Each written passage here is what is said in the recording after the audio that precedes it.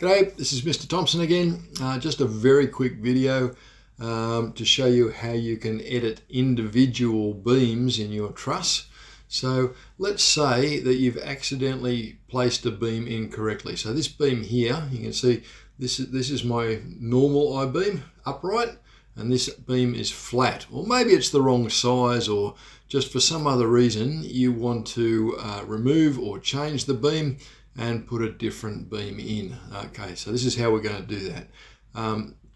Okay, you're going to come over to your model browser over here and find the frame. So there's the frame. If I click on the frame, you can see it highlights the whole frame there.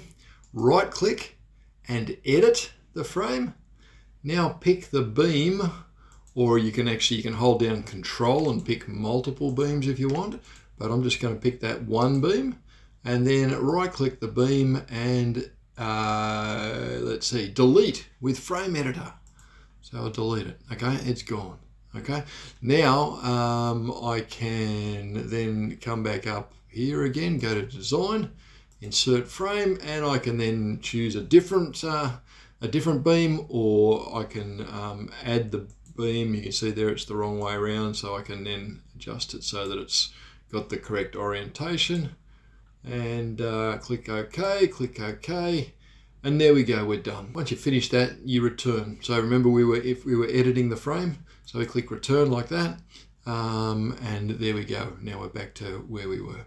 So simple as that. Now, of course, if you wanted to notch it, or miter it, you might have to redo that. This is actually another important point that I didn't put in my previous video.